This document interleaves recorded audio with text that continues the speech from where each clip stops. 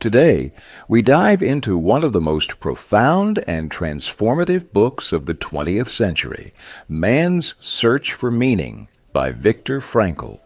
This powerful account by a Holocaust survivor will lead us through unimaginable challenges and teach us how the human spirit can find purpose, even in the most despairing circumstances.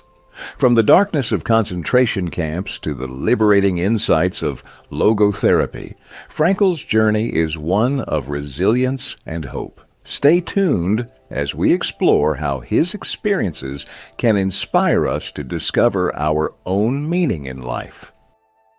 This story is about the everyday life of an ordinary prisoner.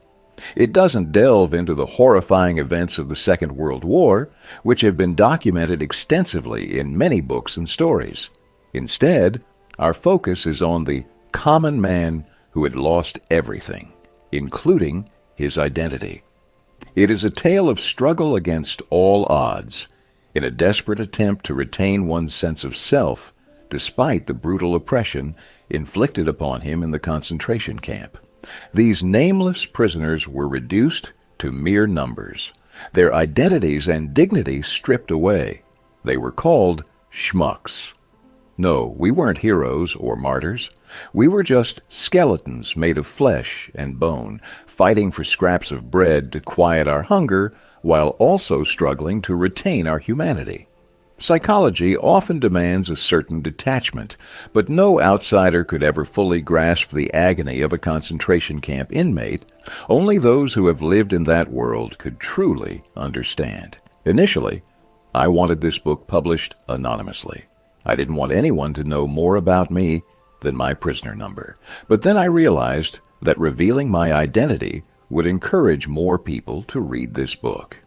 Although I didn't work in the camp as a psychiatrist, I spent almost 3 years there as a sick prisoner.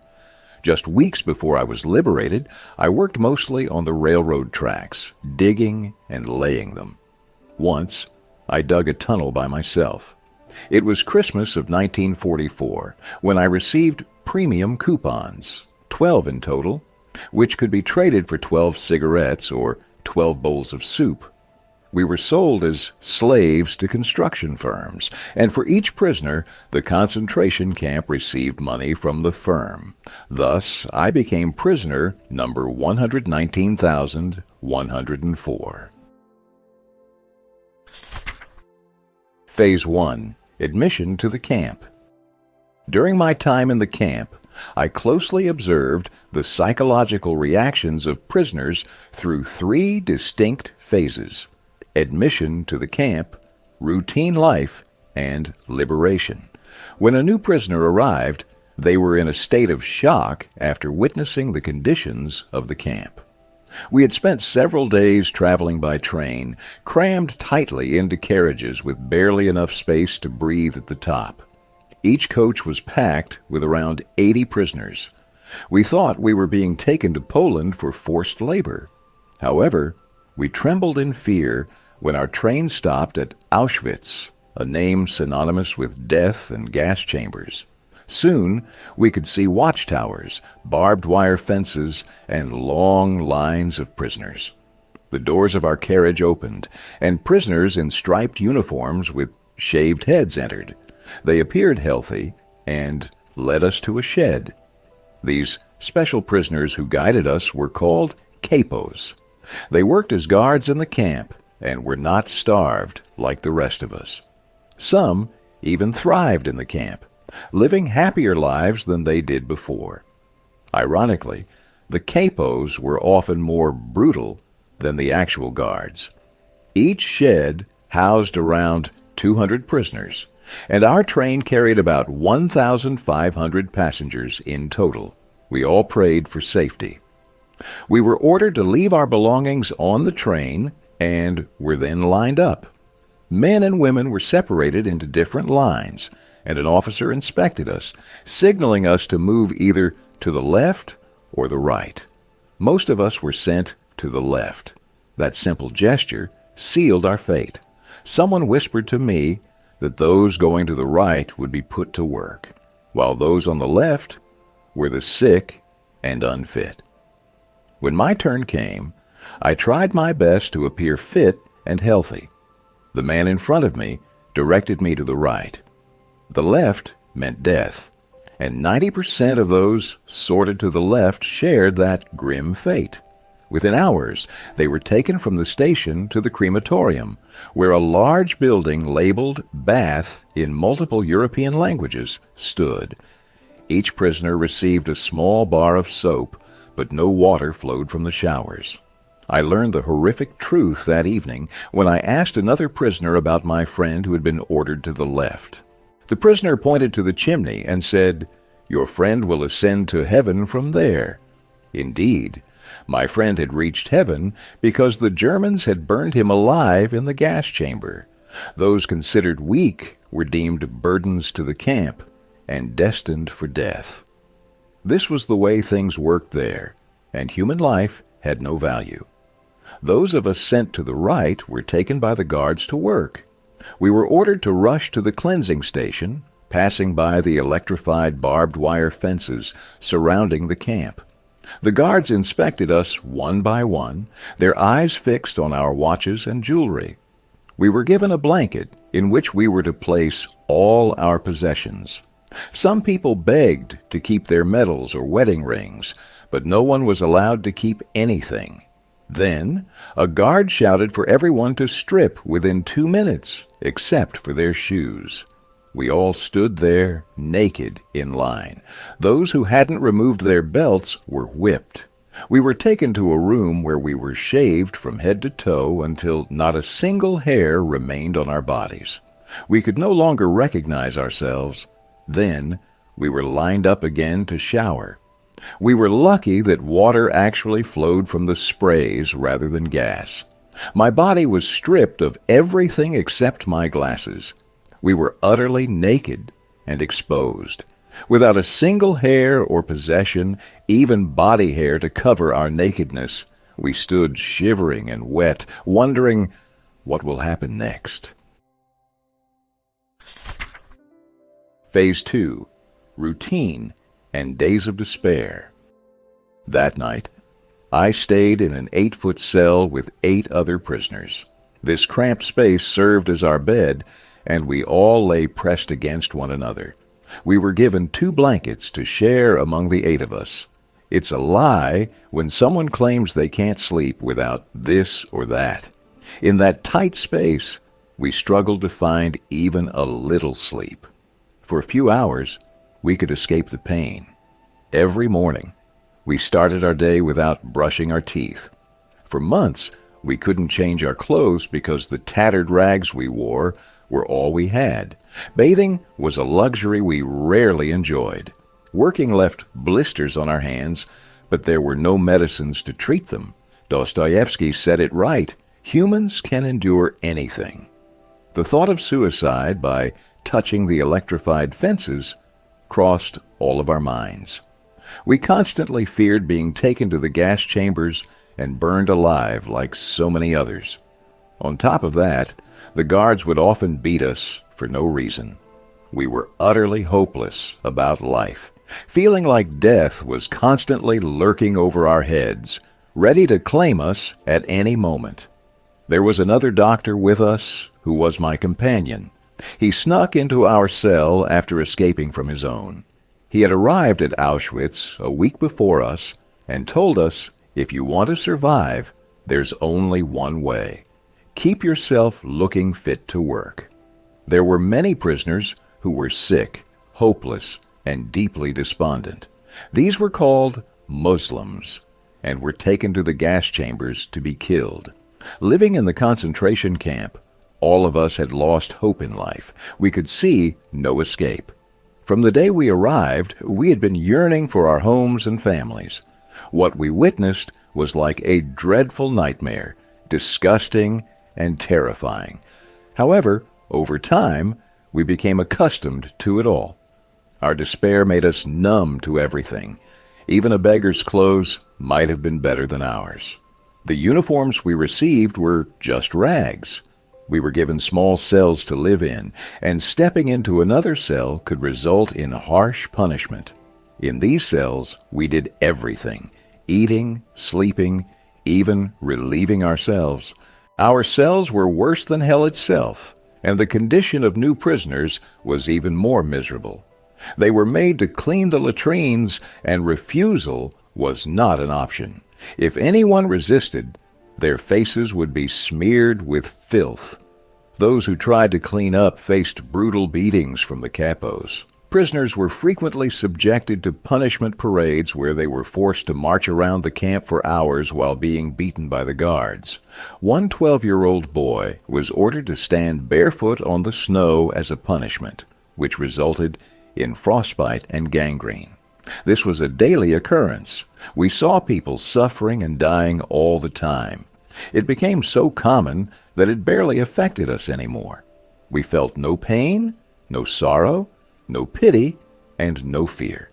In our profound shock, we had forgotten these human emotions, leaving a deep emptiness inside, an emptiness that left no room for feelings. I was once placed in the cell for typhus-infected prisoners. Their condition was dire. They were all running high fevers and shaking violently. Many died right in front of my eyes. After each death, other prisoners would pounce on the corpse, stealing coats, shoes, and leftover food. Just 2 hours earlier, I had been talking to the man, and now, at his death, chaos erupted. People were scrambling to grab his belongings while I quietly sipped my soup amid the commotion. Guards beat us whenever they wanted. One day, while I was working on the railway tracks, a fierce snowstorm hit. I crouched for a moment to rest when a guard noticed me. He picked up a stone and threw it at me for no reason. That day, I felt like an animal working in the fields. Once, I was hit on the head twice, just because the prisoner behind me wasn't walking in line. At times like these, the pain of the beatings wasn't as bad as the humiliation and cruelty. Frequent, senseless beatings suffocated our self-respect. Stripped of our humanity, we were turned into beasts. Nearly all of us developed edema due to the heavy workload. Our hands and feet were severely swollen, and our skin had hardened so much that bending our knees was painful. Our feet became so large that shoes no longer fit, but wearing them was essential since we couldn't march or work in the snow barefoot. Often while marching, a prisoner would slip on the ice, and those behind would fall on top of them. In such cases, the guard wasted no time using the butt of his rifle to beat us. They told us that regular laborers could do far more work in less time than us. But did those laborers receive only a small piece of bread and thin soup like us? Did they pine for their families and homes as we did, or get beaten like animals at every turn? Our despair was our self-defense, and we had only one desire: to survive. At the end of each day, we'd say, well, another day is over. Our thoughts and emotions had narrowed down to survival and quenching our hunger and thirst. Every prisoner dreamed only of bread, cake, and a warm bath. While working, we would stealthily share our favorite foods and swap recipes. We even planned reunions after gaining our freedom. Everyone longed for the day they'd be released, return home, and enjoy a joyful meal with their family. This beautiful dream was far removed from the harsh reality of our thin soup and breadcrumbs. Occasionally, we'd receive cheese or margarine or a poor quality sausage or watery jam. Our diet was woefully inadequate for the heavy labor we did, especially with our ragged clothes. When the body's fat is exhausted, it begins to consume itself. Without proper nourishment, muscles fade away, and without protein from the outside, the body burns its stored fat. We watched ourselves turn into skeletons. In our cell, we could predict who would die of starvation next. Each night before bed, I would say to myself, "This body, my body, is now just a skeleton. What was I, and what have I become?" Every morning, well before sunrise, 3 shrill whistles would blow, and we had to wake up immediately. We'd somehow manage to stand on our feet and struggle to put on our swollen feet's wet shoes to go to work. With unsteady steps, we'd march through the snow, and as we dug the railway tracks, we eagerly waited for the siren to blow and signal lunchtime. We were given food between 9:30 and 10 o'clock in the morning. It was the most important time of the day. Some prisoners were so hungry they'd devour their entire meal in the blink of an eye. I saved a portion of my food in my pocket and ate it little by little. My transfer from Auschwitz to the Dachau concentration camp was arranged. Dachau held around 2,000 prisoners, and our train passed through Vienna, the city where my home was located. We were 50 people crammed into a prison car without windows. Some of us sat on the floor, while others remained standing throughout the journey. There were 2 large holes through which we could see the outside. The train tracks passed by my homeland and the house where I used to live. Remembering my home, I longed to catch a glimpse of it. I pleaded with the others to let me reach the hole and look at my house for just a moment, but my words and emotions had no effect on them. No one cared that I wanted to see my home, even for a moment. One prisoner even mocked me. "You've been here for years already? Well, then you must have seen this place well enough by now." Man searching for the meaning of life. From the winter of 1945 until the arrival of spring, the Auschwitz camp was devastated by a typhus outbreak that infected nearly all the prisoners. Many succumbed to the disease, and the sick were moved to separate quarters, although there were no medicines or doctors. I too fell victim to the illness, and to prevent its effects, I avoided sleep and instead focused on crafting lectures in my mind. When I was brought to the camp, I had to surrender all my manuscripts, but I kept myself occupied by writing on small scraps of paper. Even though a prisoner may break down physically and mentally, their spirit cannot be crushed.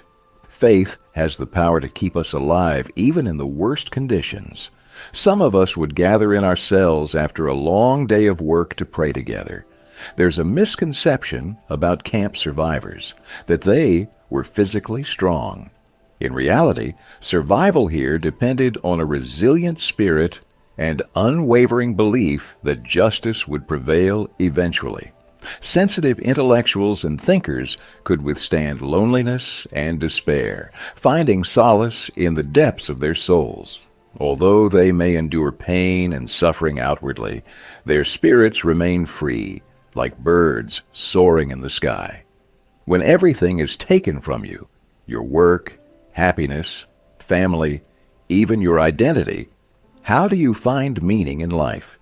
When death looms over you, your body shrivels, and no glimmer of hope is visible. What is the meaning of such a life? What can a camp prisoner hope for in such a life? Is there anything left that can give them a reason to live? Or would it be better to give up and abandon the will to survive? As I said, I wasn't a psychiatrist in the camp, but I observed the prisoners closely and understood their psychological reactions in detail. In our daily struggle with hunger, oppression, and death, I had forgotten my training in logotherapy. I realized that memories of love and the beauty of nature were providing the prisoners with a reason to live, even amidst the humiliating conditions. Sitting in my cell, I began writing the manuscript for this book. Sometimes I would counsel my fellow inmates. After all, we were all holding on to a glimmer of hope, dreaming of living freely once again. If nothing else, we dreamed of making a fresh start after liberation. Most importantly, we were still alive, and as long as there's life, there's hope. One morning, we set out to work very early. The guards shouted at us, "Squad, move forward! Left, 234, left, 234. Those who walked too slowly were kicked. We stumbled through the darkness, crashing into water-filled potholes and large stones. Suddenly, the man in front of me whispered in my ear, "What if our wives saw us like this? It would be better if they didn't know any of this."